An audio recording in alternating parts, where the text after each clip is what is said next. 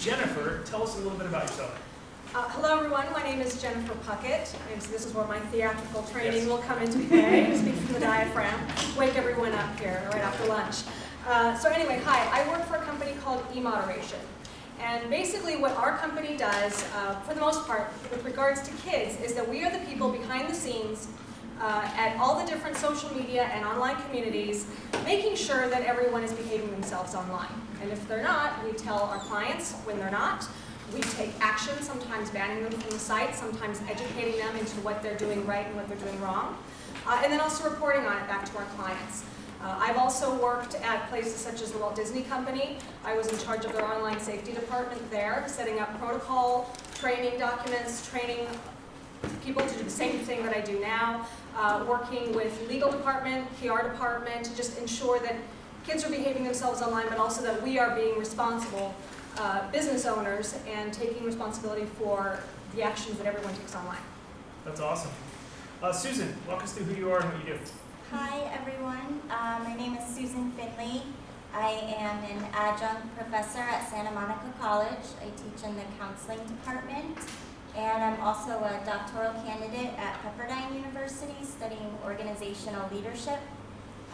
In addition to teaching at Santa Monica College, I'm a private consultant for social media networking, and I have experience working for the National School Safety Center with Dr. Ronald Stevens, who is kind of the go-to man when a school shooting occurs. So, done a lot of research with him. Very interesting. Tshaka, welcome. Tell us what you do. Hello everybody, my name is Tshaka Armstrong. I'm the president of a nonprofit organization called Digital Shepherds. We go into schools, we work with parents, we work with teachers, we work with various groups to teach digital literacy, to teach online safety, internet safety, some media literacy training, and we really just work to show parents exactly how to utilize technology in their homes, parental controls on the computers. We're very practical, very down to earth, and very, we really dispel a lot of what the hard parts of learning tech are, so that you really just get what you need to do to be able to keep your home safe. And what news station do you work for? Oh, I work for Fox 11. I'm also, they call me the Tech Ninja.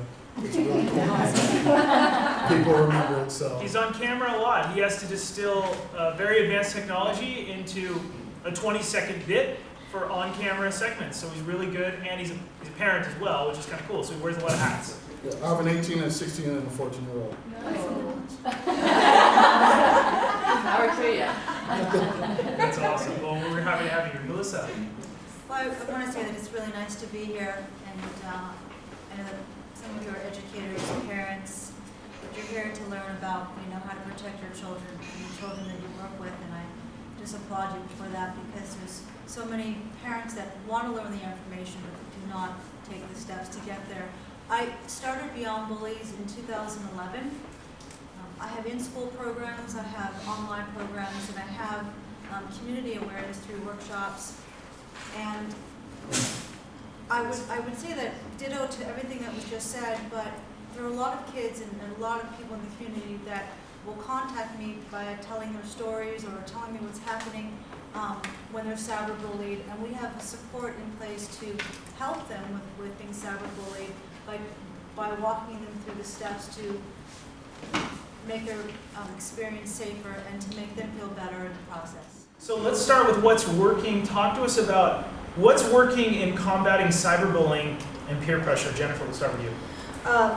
Great, thank you. So what we're seeing, and what I'm seeing quite a bit of, is that we're seeing a lot more adults and grown-ups and parents and teachers working with young people to create a dialogue. I think that's been said quite a bit today as well, is that really what's most important is that adults realize that you don't know everything. And letting your kids know that isn't a bad thing. They know more about a lot about the technology than you do, but you know more about being polite and being smart and making the decisions. And so working together, knowing those kids, knowing what it is that they're doing online, being open to learning from them, and walking through their world online with them, letting them show you what it is that they enjoy. That then shows them that you respect what they like, and it also gives them an opportunity to earn your trust, and that they can also trust you to come to you when they're having a problem that they don't know how to solve. And we're seeing more and more of that, and I think that's really, really what's important. Also, there are some great organizations, such as the one that Melissa is responsible for, but also I just want to take a moment to mention a few others, like A Platform for Good, which works with FOSI. They work with schools and organizations across the country to help build good programs and for kids to have any kind of charitable organizations within their school to do something good, whether it's recycling or combating online bullying. Beatbullying.org is similar to Melissa's program as well. They have mentors and peers working with kids as well, so that the kids can have a safe space to talk with someone who's their same age about the problems that they're experiencing. The site? Beatbullying.org. B-E-A-T, bullying.org. The first one is aplatformforgood.org, and they're not paying me, by the way. I just love these. Yeah, I think they're really, really, really, really important. And then the third one is Lady Gaga's site with her mother, bornthisway.org, and that's really a really, really great organization for LGBTQ youth, who we know have some unique challenges as well in schools. Cool, thank you. So that was what's working. Susan, walk us through what's working. Sure. Well, as an educator, my thought is always that education is power. So in order to educate both students, staff, the community, law enforcement, you have to start early. And what's working is that in these situations, when there is a plan that's proposed as somewhat of a strategy prior to bullying, because we know that it's going to occur. We know that cyberbullying is going to occur, so if we can enact a strategy, a plan for when that actually happens, we'll be better prepared and more armed to deal with the situation as it comes up. The other thing is, with younger adults, children, they don't always want to listen to adults. They don't always want to listen to their parents. They are more susceptible and accepting to listen to their peers. So how you had mentioned the cyber mentors, that's a really great idea. And student liaisons, just getting the leaders of the community, leaders in the education system, everybody, you can kind of see student leaders in the school system and bring them on board. And then they become a go-to for students who are being bullied, because they're more comfortable going to a fellow student sometimes than they are going to a professional, a teacher, a parent, staff member. That's awesome. Tshaka, what are some of your tips to combat cyberbullying or peer pressure? Well, in addition to the great information that has already been presented, I'm going to add to that. It's difficult for children to come to us if we haven't already made deposits. And so having that plan in place prior to a bullying incident, and I know I'm probably preaching to the choir here because obviously you've shown up here, but creating a safe space, creating a safe place where our children can come speak to us when these events do occur, finding out what makes them tick, what makes them work. For my daughter and I, it was tea time.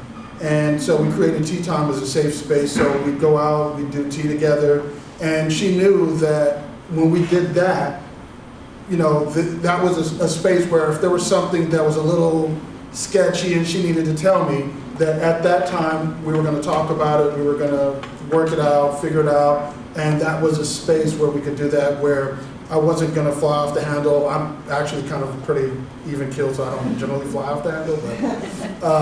But she knew that that was, for her, that created a safe space.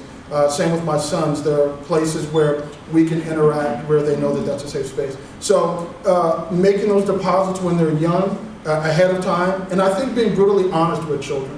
I think a lot of times we hold back. When I'm speaking to men, I always tell dads that if your daughter is a tween, if your sons are tweens, and you haven't had any conversations with them that have made you uncomfortable, you may not be having the right conversations.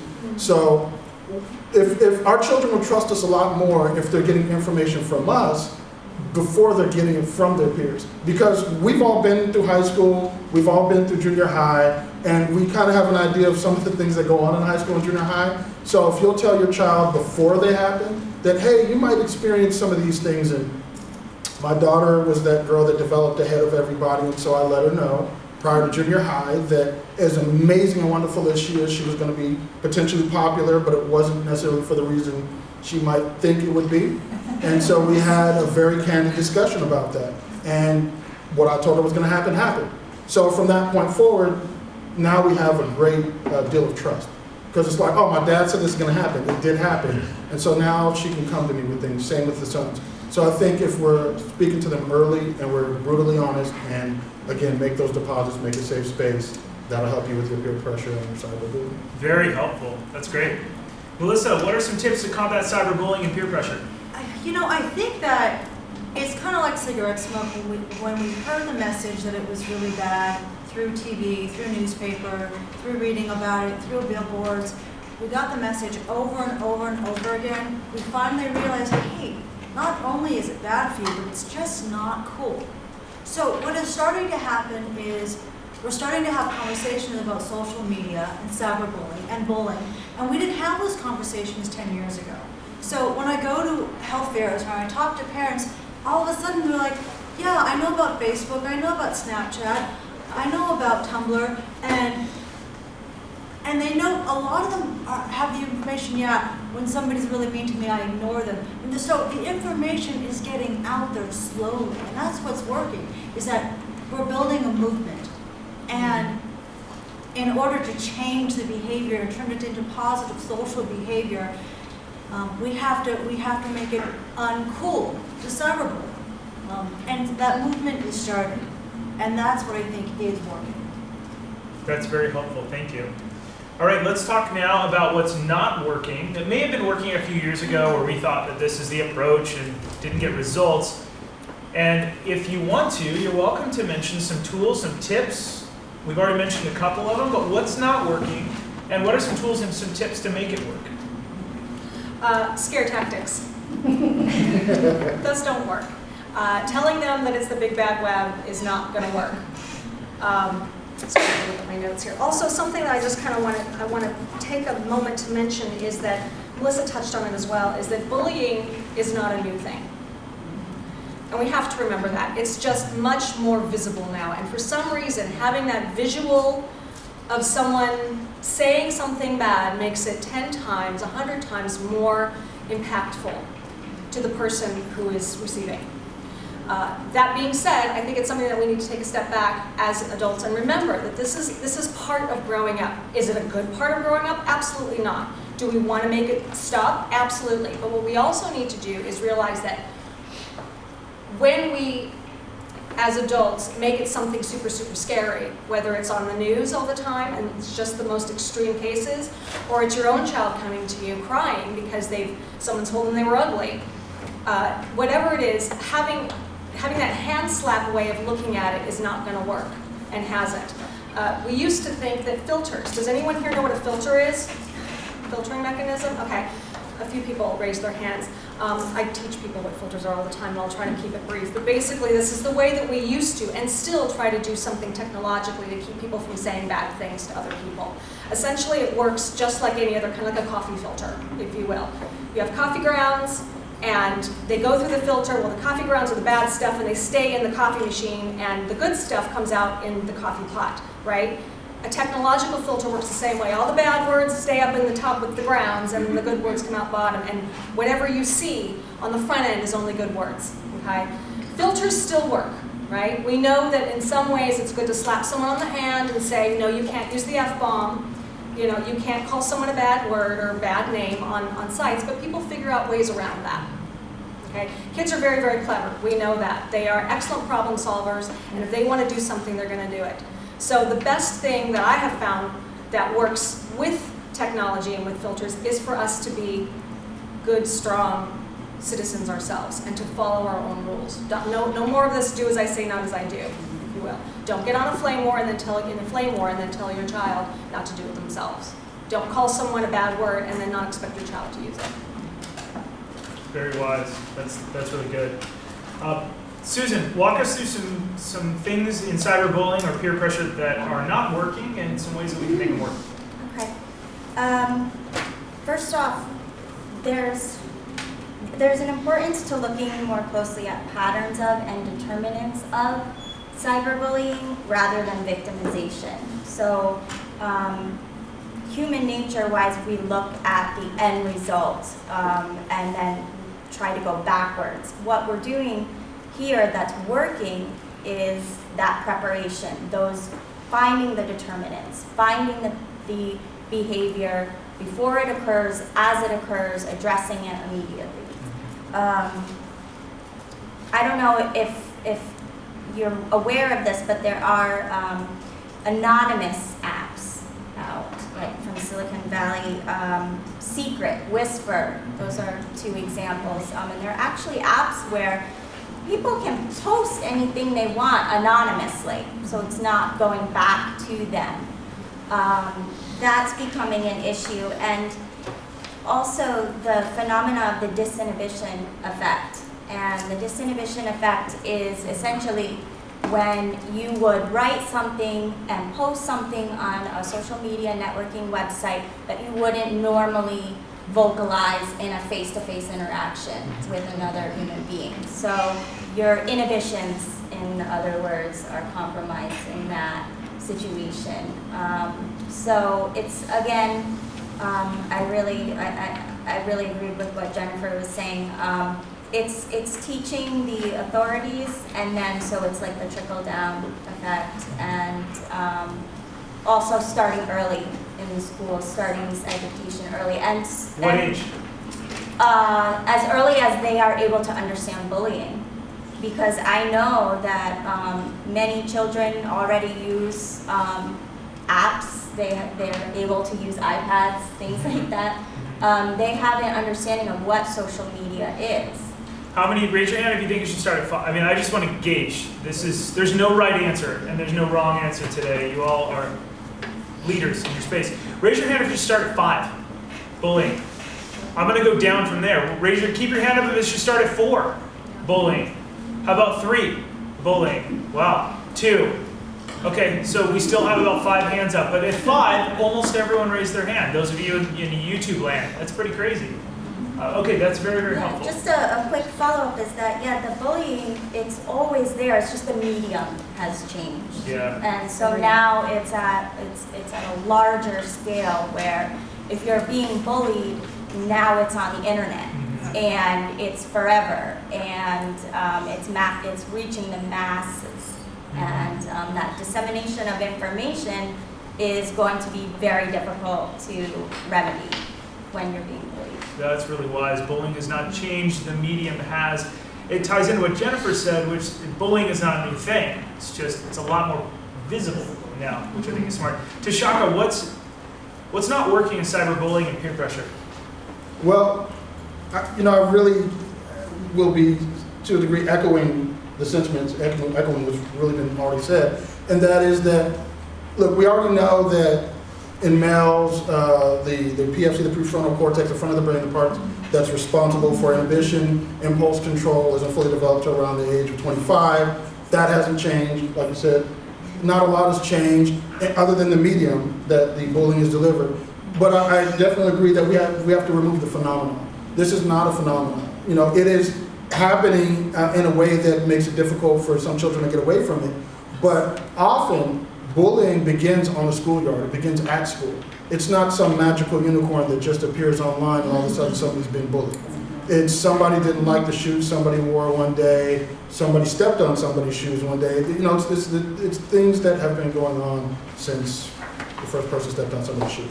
So if we normalize this behavior in terms of, not saying that this is normal, you should be doing it, but that this is not this magical phenomenon, but that it is bullying. I mean, when I've talked to kids and asked them, I'll say, cyberbullying. if it's a ridiculous term in that if I rode your bus home with you every day on your school bus and I bullied you on the bus, I beat you up on the bus, well, they start calling this bus bullying. And all the kids laugh because they get the ridiculousness of the concept. So if we just include this with bullying, that if there are these behaviors that you can engage in that hurt people, that damage people, and you may have been the person that's been the victim and now you're doing it to other people, if we can actually, again, normalize that and remove the phenomenon from it, I see that tends to be very effective. And also, with children, allowing them to have ownership of the results, ownership of fixing the problem. They're a lot smarter than sometimes maybe we give them credit for. And I've been involved in some programs where I've watched some PhDs sit down and have rooms full of young children talk about the cyberbullying and the bullying issues going on in their schools. And these kids came out, they talked, they cried, they apologized to each other. I mean, it would have made an amazing reality show. It was just incredible, it was riveting, but it was uplifting to watch children resolve their own issues. And they really can, but you have to get them in a space where they're no longer gonna laugh at the other person, where you really have to create the space and help them create the space. But once you do, given the right circumstances, they take off and they will own it and they'll resolve it. And so I think we as the parents are trying to jump in and solve everything initially, or again, being afraid the sky is falling, fear, uncertainty, doubt, FUD, that's an internet acronym, you can use that now. If we get away from that and actually give people information and allow them to own it, it's much more effective. That's FUD, F-U-D. F-U-D. Fear, uncertainty, doubt. Great. Melissa, walk us through some some cyberbullying and peer pressure tips that may not have worked before and how you're using them in your program. Well, I want to say that technology is outpacing laws, okay? So with that said, there's two tiers to that. One is, we can't expect schools, if the majority of our schools, or the majority of states in our country, have cyberbullying laws, you can't expect as parents or educators that those laws are going to be implemented. You know, they may be mandated, but they're not going to be necessarily implemented. So, as educators and parents, it is your job to advocate for those laws to be mandated, for there to be specific consequences for cyberbullying being used outside of school, to and from school, while you're at school. So it's one thing for a school to say, yes, we have anti-bullying policies, but it's another if it's not being implemented properly. And the onus will fall on all of you to help in that process. The other thing I want to say about that is, what's not working is you cannot say to your son, if you're bullying somebody, I'm going to take away your internet privileges, and that's it. You know, because that is one of the worst things that you can say to someone, because what you're saying basically is you're putting fear into them, and that's another way of making somebody not want to tell you if they're being cyberbullied. And if nothing else is conveyed by me today, and what I do convey in my workshops with parents, is it's really important to gain the trust of your child. Having conversations about, like, so, did you see the new, did you see that something was trending on Twitter? You know, I mean, I just had to think about that. Like, that's not natural for me to say. I mean, really, it's like, but, you know, obviously it's become part of my vocabulary. You know, I can talk to my niece and my nephews, but I'm entering their world. You know, so it's not like I have to know, like, if you go into this message place in Tumblr, then you can have a private chat with somebody. But I'm willing to take the leap into their world and ask them questions about it, and instead of like feeling like, oh my God, I'm so technologically overwhelmed, there's so much on my plate.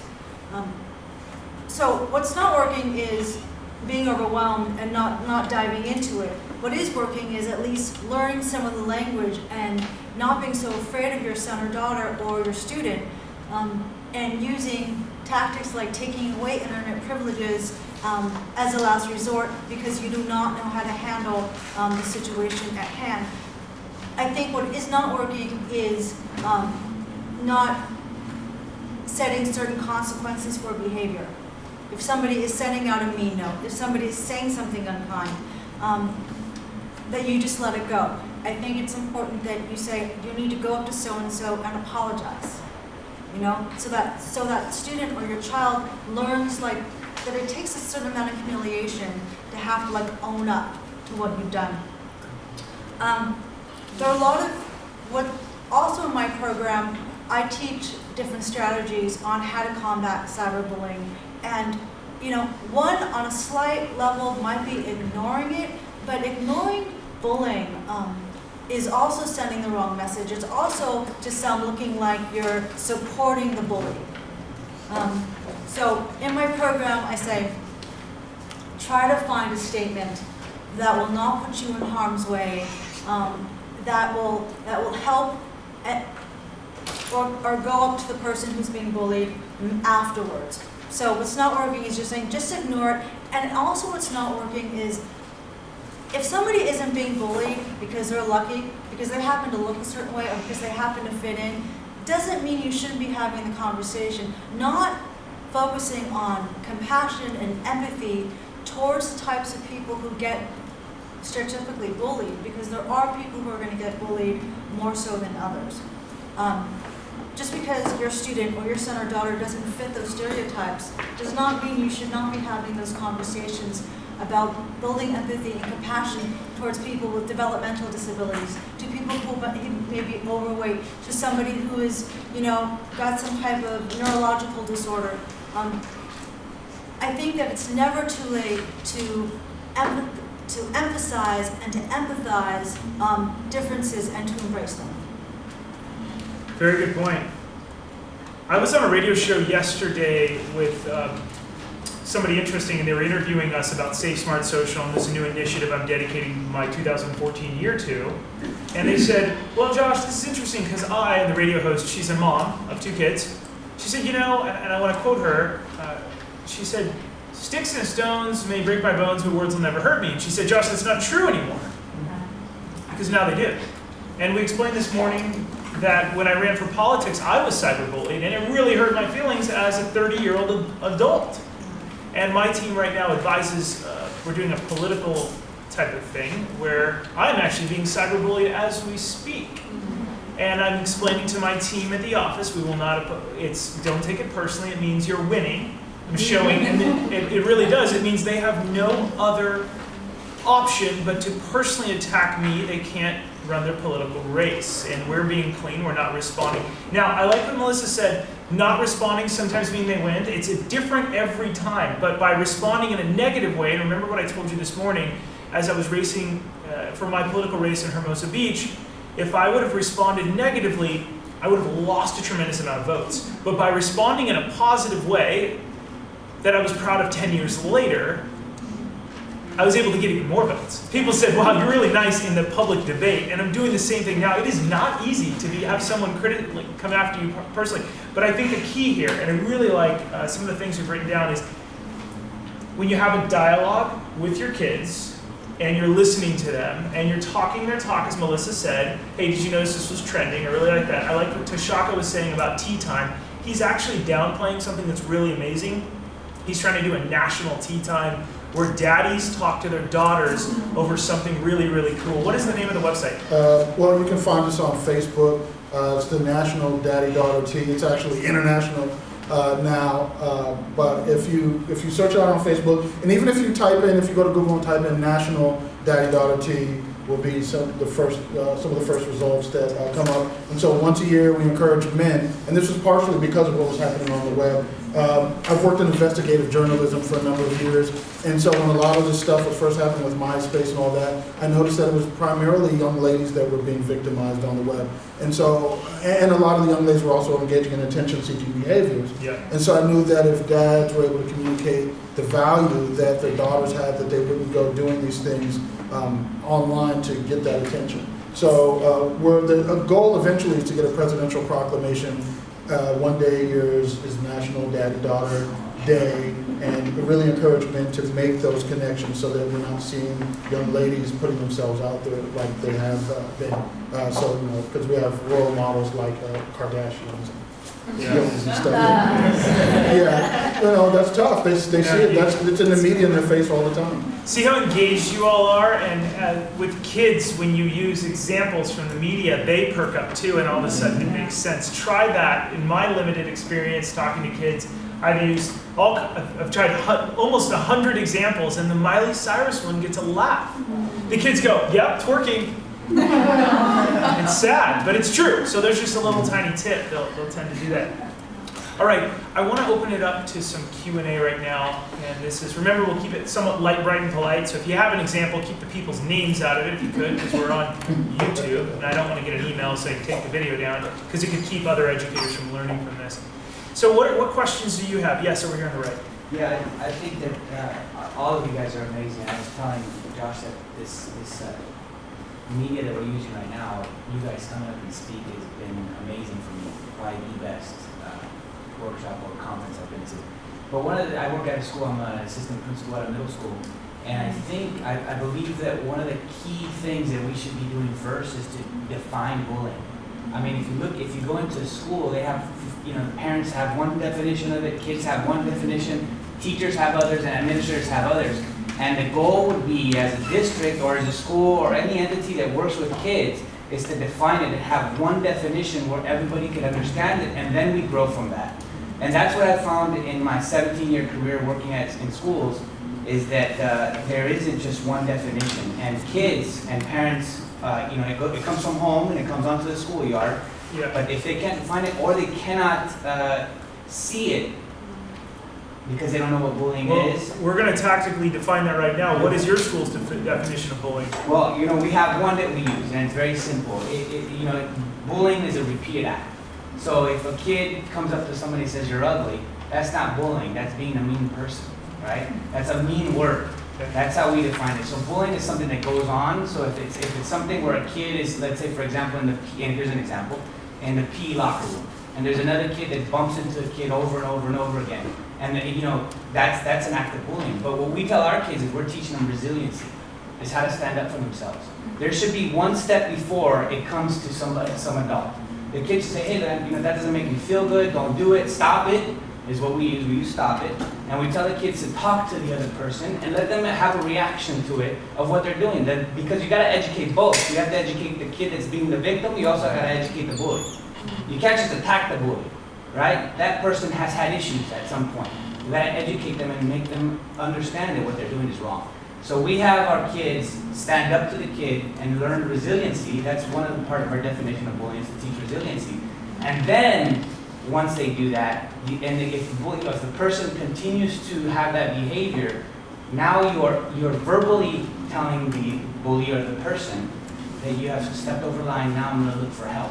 So we've eliminated what it is to snitch. You know the word the kids use, snitch. I don't want to be a rat, I don't want to tell, it's going to be worse. If I verbally tell you, that's verbal documentation is what we tell our kids. I've already said, stop it. I told you it didn't make me feel good, or is that I don't want you to do that. And the kid continues. Then they seek a trusted adult, a safe place, a safe person where they can discuss it. So for us, it's very simple. We made it child friendly.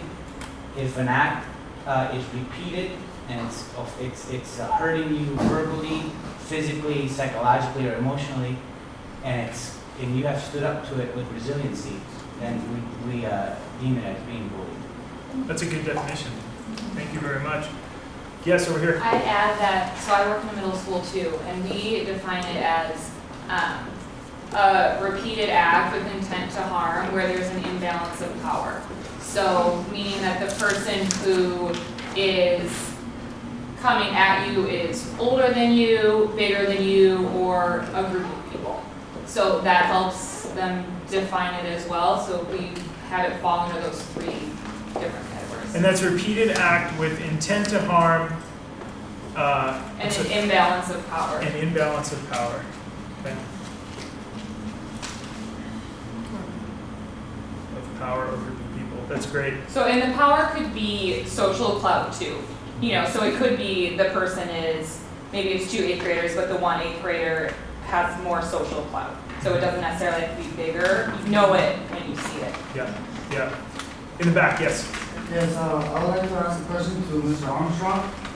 I would just like to use an example. I don't want, like he said, to pull out names or anything, but let's say this kid's named Steven, and he comes up to me with confidence that he's being bullied, but yet he's not comfortable, fully to tell me everything that's going on, like who's the person, what he has done, and how many times, or like how's it going. But I try to generate that comfort zone where he knows it's only me and him. It's not going to be, I'm going to have to go to the authority or parents or anything. How can I establish and gain his trust so he could full on tell me everything that he feels comfortable saying without me urging him or forcing him to complain about it? Listening. And with some children, my own son was bullied in middle school, and he's boisterous. He may grow up to be a comedian. I'm trying to use his name, but anyway. And so, at first, when he was going through it, he didn't really want to talk about everything that was going on. And I think what the best you can do is, unless you see some physical signs where you have to urge him or where you have to really kind of get involved immediately, is to listen. When they feel like they can trust you, when they feel like they can talk to you, and there's no immediate consequence of now all of a sudden this other teacher's coming up to me asking me questions, or an administrator, a dean is now involved, then they know, oh, I can trust this person, I can talk to them. They didn't share the secret, they didn't go around and telling people. So it's just being consistent and being trustworthy. And then again, once they do begin to open up, then you're able to diagnose if it's something that maybe you should take greater involvement in at that point. Again, where there's no physical signs of danger already appearing. But it's tough because they don't want to talk. Because it's being bullied is if you allow yourself to be a victim, it really steals your power, and it really makes you feel powerless. Makes you feel bad about yourself. And so it's very difficult for some children to come out and basically say, I feel like garbage, so best we can do is really just listen and be supportive. As well, too, Speaker of that. Oh, sorry, I didn't want to interject you right away. The other thing I was just going to say is sometimes it just takes time. It may take him 5 or 6 or 7 visits, but he's coming back to tell you a little bit more or a little bit more, and having that calm demeanor. Tshaka and I were talking a little bit earlier too, is sometimes what can be so difficult for adults is when you do finally get to the root of it, not having that immediate gut reaction where you want to freak out. Because we're human too, and the things that children do to each other, the things that adults do to each other, is horrible. And your first reaction, if it's, something really, really shocking, that of course sends a message as well. So having that calm demeanor, listening, as Tshaka said, to the child, noticing if he comes back more and more, giving you a little bit more information, as you're earning his trust. And you'll see that after a while he may come to you and say something that you really weren't even expecting. But knowing that he's trusted you then eventually, and then taking that information as adults, teachers, parents, not having that first gut reaction, at least not trying to contain it as best as possible. Go ahead and freak out when you're alone later on. I've done that many times. Just not doing it at them, so that they know that they're not going to be judged, they're not going to be looked at as weird, or freakish, or whatever it is, or however they're feeling, weak. And even just saying to them, being honest is what we keep talking about, being honest with the kids, and say, well, that's, I'm feeling shocked for you too. Letting them, acknowledging their feelings, acknowledging all of that is a really huge step towards letting them know, again, that you are a safe space, and that they can trust you, and they'll come to you more and more. I just want to add to that, I think that Tshaka and Jennifer, made really good points. But if there's a policy in place at your school, and if somebody does tell on a student that's being bullied, they're going to be afraid, maybe they're going to be retaliated against. So what protections are in place? If the kid is afraid that these bullies are going to kill him or trample all over him, how can you reassure him that it's going to be taken care of? Do you have support from the administrators? Does the kid have a family, that will back him up? I mean, I would try to get some more information and see what type of safe environment and what you can really offer the student. I'm sorry, one more thing, along the lines of listening to the child, and this is also great marital advice too, listen, and don't listen to rebut or listen to fix. I know personally that's still something that I work with all the time, is not listening to fix, but listen to understand. Because sometimes we forget what it was like to be in their shoes, or we forget what it was like to be a middle schooler or a high schooler. So if you'll kind of throw out some of those adult things we do and just listen to understand instead of, okay, he just said this, I know I can fix that, but just really just be there present and not trying to immediately fix it, but empathize and understand what they're doing. Yeah. I think that it's really important to have this conversation before a student comes to you. So in other words, role play would be an excellent example in educating students, faculty, staff, in having a dialogue and a role play. It's like practice, like anything. You don't pick up an instrument and immediately know how to play it. If you have practice with it, then when the situation arises, you're more prepared. You are able to approach it in a calm manner. And I know that, I'm not sure about the elementary level, but at Santa Monica College, we have a safety training online program that students can do. And they essentially learn how to interact with students and how to help fellow classmates who are going through psychological distress. And there are also, which I'll provide for you, but there are safety trainings for parents, educators, staff, and they're all online, and many of them are free. So That's good to know. I also learned something many years ago from Dale Carnegie. One of the most famous books from 1901 to 1999 was How to Win Friends and Influence People. And I read it when I was really young 4 times. And one of the things I've learned, because I have a big, Tshaka, you and I are similar, I have a big problem not just wanting to get right to the point, like, oh, so you mean this, let's just go, I get it. But rather I try and repeat back what they told me, because I have a problem thinking I know what they thought, but really when I repeat it back, they're like, no, that's not what I mean at all, you idiot. So that's what I've found, is kids are like, this is what I'm saying to you, so you're saying this? And if I just try and repeat it back, then they can say if I'm right or wrong. That's more of a human nature trick for me, but Dale Carnegie taught me that, it's kind of fun. Can I repeat back some of the stuff? Oh, yes, go ahead. So I work at a high school, and I kind of like a double question. Mostly I'm dealing with the anonymous. Ask FM is the killer. We also had Twitter feeds that were going through a Twitter name that was the name of our high school, and then anyone could upload tweets. And Twitter actually took it down, and they were really good about monitoring Ask. We have no luck with that. Yeah. So everything you were saying about being proactive and having role playing and education beforehand, absolutely. But in the meantime, I had a student come to me yesterday. People were commenting on Ask FM about him, and it was just killing him inside. And he just broke down in my office, hadn't told his parents, gave me permission to call and talk to them, which was great. I want to know if, and maybe, I don't know if I'm talking to Susan or all of you here, some tools that some things that I could say to him in that moment, because it's anonymous. And that was the part I think that hurt him the most, was that he doesn't know who it is. He doesn't know who he can not necessarily confront, but address this with, or how to even start a conversation, because he has no idea who it is. all I could do in the moment was try to, empathize with him and agree with him, yes, this sucks, absolutely.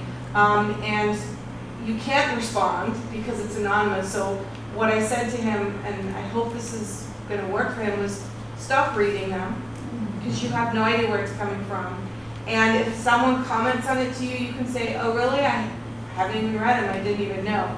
Pretend that you don't know about this, because if it gets back to the person, then, and they realize they're not having an effect on you, then maybe they'll quit, because the whole point is to have an effect. But in that moment, I want, the magic words that I can say to this 16-year-old boy, this tough kid who Let is me ask a question. Did you tell the kid to get off the app? What did you tell him? Yeah, yes. Okay. I said, you're never going to get anything good from this app. Good. And what I did say was, before you delete it, show your parents, because they're going to want to know, because they had no idea what it was when I called them. What do you guys say to that situation? Go ahead, I actually asked Susan first. I think from a psychological perspective, I would validate their feelings. First off, normalize that their feelings are proportionate to the actual incident. So say, I understand, or using the empathy, create a safe environment, focus on the I as opposed to you, let them know that we're not responsible, it is a victimization, it's something that you could come in with your own experience, because regardless of whether you were ever, the medium that was used, everyone has experience, whether personally or seeing it occur with bullying. So if you keep it on the I, like from my experience, this has happened, that will allow the student to offer up more information. It will draw out more information when you focus on yourself and what you have experienced, rather than saying you could do this, you should have done that, and just creating a safe environment for them to offer up more information. A counselor or psychologist should definitely be recommended in that situation. I was also just going to add to that, absolutely excellent advice. The other thing is that, and I've used this with some folks that, believe it or not, I've had to experience bullying and kids picking on each other, or adults picking on each other where I work. And I've had some of my team members come to me and say that they've experienced harassment. They've used the word harassment, it's bullying. The other thing that I like to say, and when I used to work with kids as well, tweens and teens, and they would come to me and only knew me as an online personality character. But I would say to them, there's always going to be bullies on the playing field. Always. Always. They're always going to be there. But you have the choice as to whether or not you're going to let them bother you.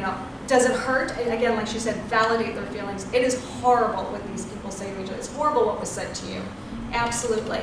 But quite frankly, there's really, the best thing you can do is to just ignore it. Or not ignore it, I'm sorry, but delete the app, like you said. There's never going to be any solution to that. There's always going to be bullies on the playing field. Don't let them get into you that way. Allow them to have those feelings. Agree with them that those feelings are validated, and then just help them realize that it's going to be part of their life, and they can choose to allow it inside or to move forward.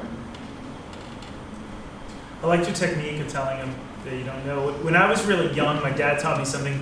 We got our house TP'd, and I was going to school the next day, and I told this kid, one of the kids said, "So how was your weekend?" "It was cool." And somebody asked, "Did you get TP'd?" And I was like, "I don't think so. Why?" "No, I don't think so." "Well, yeah, we heard that you got TP'd." My parents must have cleaned it up before I got up. I don't even know. And I faked that and never got TP'd again, because I acted like it didn't even affect me. It wasn't a big deal, right? There is no answer. And were you guys here for this morning, the 10 hottest apps? Yes. We're finding that if we tell a kid, hey, you're on Ask FM, sorry that you're experiencing this is really terrible, and you need to go about your way to do this the right way. Then we go, hey, are you on Facebook? Have you thought of just spending more time on an app that has good? Ask FM, sorry to blanket it right now, but I work in the tech space and I see thousands of kids every quarter. There's nothing good that has ever come out. If I need to say that again, I will.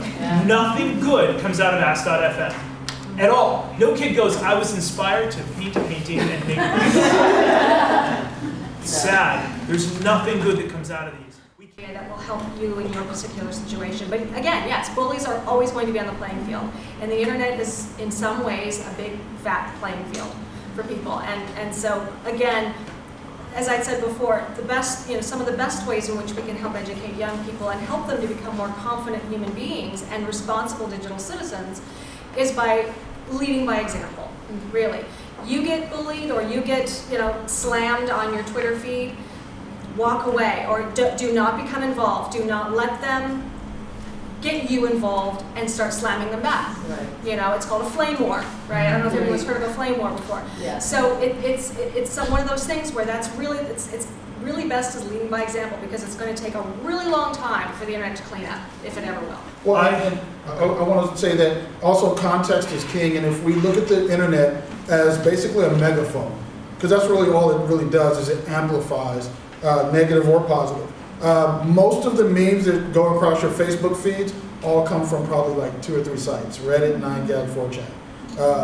That really everything comes. You could go there on any given day and see everything on Facebook, Twitter, everything. It's really silly.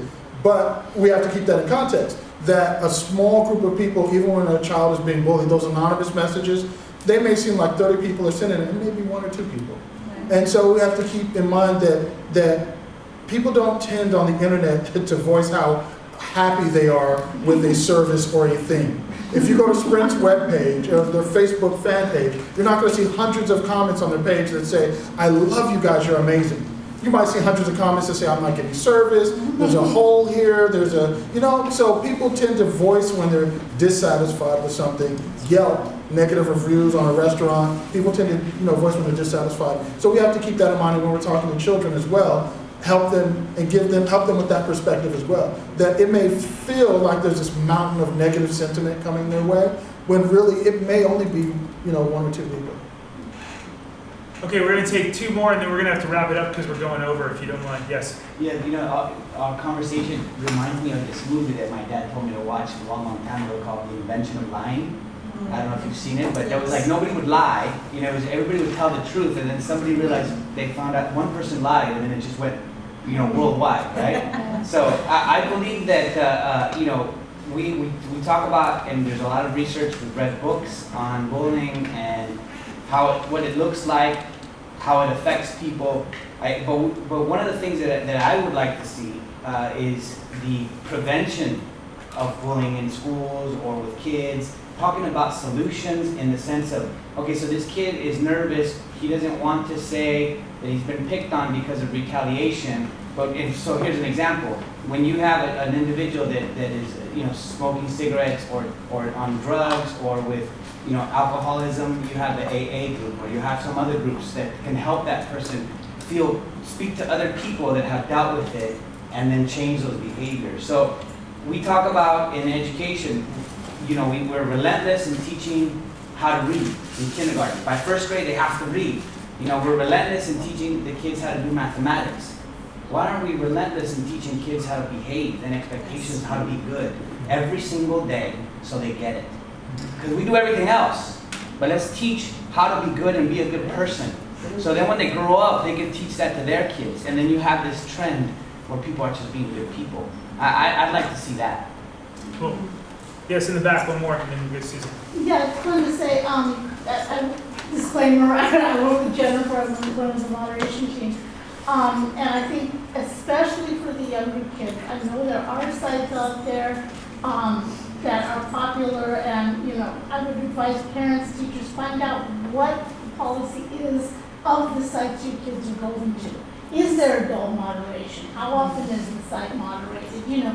If they're really, really small, obviously it's better if they're on the moderated sites. And that's one of the things that parents should be aware of in learning about the worlds their children are hanging out in. That's the policy.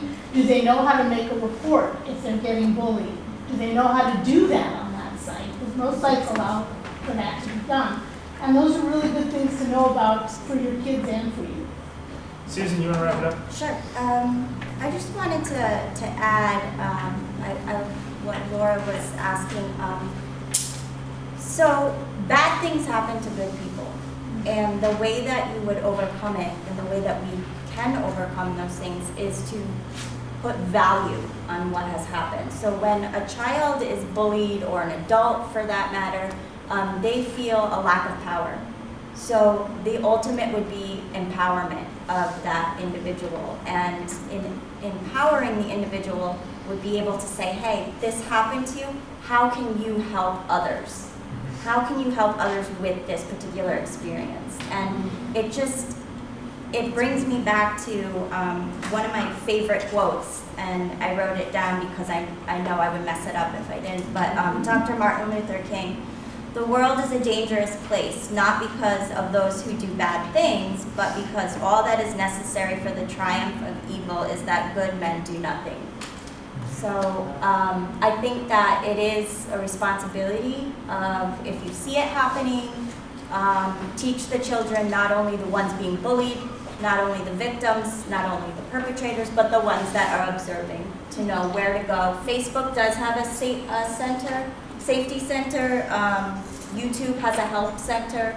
All of these social media websites, they have a help center and a safety center. It's just they're not as visible as we would like them to be.